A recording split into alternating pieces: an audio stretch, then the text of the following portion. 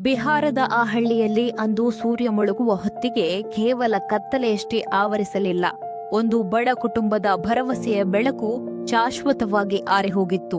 16 ವರ್ಷದ ಆ ಮುಗ್ಧ ಬಾಲಕಿ ಎಂದಿನಂತೆ ಕನಸುಗಳನ್ನ ಹೊತ್ತು ಮನೆಯಿಂದ ಹೊರಬಂದವಳು ಮತ್ತೆ ಮರಳಲೇ ಇಲ್ಲ. ಗಂಟೆಗಳು ಕಳೆದಂತೆ ಆತಂಕ ಹೆಚ್ಚಾಯಿತು, ಹುಡುಕಾಟ ತೀವ್ರವಾಯಿತು. ಅಂತಿಮವಾಗಿ ಗ್ರಾಮದ ಹೊರವಲಯದ ನಿರ್ಜನ ಬಾವಿಯೊಳಗೆ ಆಕೆಯ ಶವ ಪತ್ತೆಯಾದಾಗ ಇಡೀ ಹಳ್ಳಿ ಸ್ತಬ್ಧವಾಯಿತು. ಆರಂಭದಲ್ಲಿ ಇದನ್ನ ಆತ್ಮಹತ್ಯೆ ಎಂದು ಜಾರಿಕೊಳ್ಳುವ ಪ್ರಯತ್ನ ನಡೆದರೂ ಮರಣೋತ್ತರ ಪರೀಕ್ಷೆಯ ವರದಿ ಬಂದಾಗ ಸಮಾಜದ ಕ್ರೂರ ಮುಖ ಅನಾವರಣಗೊಂಡಿತು. ಆಕೆ ಕೇವಲ ಬಾವಿಗೆ ಬಿದ್ದು ಸತ್ತಿರಲಿಲ್ಲ. ಕಾಮುಕರ ಗುಂಪಿನಿಂದ ಸಾಮೂಹಿಕ ಅತ್ಯಾಚಾರಕ್ಕೆ ಒಳಗಾಗಿ ನಂತರ ಬರ್ಬರವಾಗಿ ಕೊಲೆಯಾಗಿ ಆ ಕತ್ತಲ ಬಾವಿಗೆ ಎಸೆಯಲ್ಪಟ್ಟಿದ್ದಳು. ಆಕೆಯ ತಾಯಿ ಮತ್ತು ಒಡಹುಟ್ಟಿದವರು ಶವದ ಪಕ್ಕದಲ್ಲಿ ಕುಳಿತು ಆಕ್ರಂದನ ಮಾಡುತ್ತಿರುವ ದೃಶ್ಯ ನೋಡುಗರ ಕಣ್ಣಾಲಿಗಳನ್ನ ಒದ್ದೆ ಮಾಡುತ್ತಿವೆ.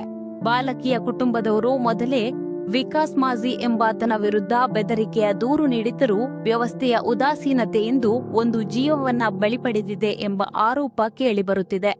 ಪೊಲೀಸರು ಈಗ 5 ಆರೋಪಿಗಳಿಗಾಗಿ ಬಲೆ ಬೀಸಿದ್ದಾರೆ ಮತ್ತು ನ್ಯಾಯದ ಭರವಸೆ ನೀಡಿದ್ದಾರೆ. ಆದರೆ ಘಟನೆಯ ಆರಂಭದಲ್ಲಿ ಇದನ್ನ ಆತ್ಮಹತ್ಯೆ ಎಂದು ಬಿಂಬಿಸಲು ಯತ್ನಿಸಿದ ಪೊಲೀಸರ ನಡೆ ತನಿಖೆಯ ಹಾದಿಯ ಬಗ್ಗೆ ಸಾರ್ವಜನಿಕರಲ್ಲಿ ದಟ್ಟವಾದ ಅನುಮಾನಗಳನ್ನ ಮತ್ತು ತೀವ್ರ ಆಕ್ರೋಶವನ್ನ ಮೂಡಿಸಿದೆ. ಇದು ಕೇವಲ ಒಂದು ಕೊಲೆಯಲ್ಲ, ವ್ಯವಸ್ಥೆಯ ವೈಫಲ್ಯದ ಸಂಕೇತವಾಗಿ ಕಾಣುತ್ತಿದೆ.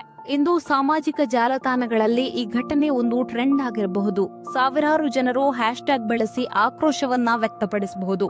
ಆದರೆ ಪ್ರಶ್ನೆ ಇರುವುದು ಅಷ್ಟೇ, ಕ್ಯಾಮೆರಾಗಳು ಆರಿಹೋದ ಮೇಲೆ, ಜನರ ಆಕ್ರೋಶ ತಣ್ಣಗಾದ ಮೇಲೆ ಆ ಬಡ ಕುಟುಂಬಕ್ಕೆ ನ್ಯಾಯ ಸಿಗುತ್ತದೆಯೇ?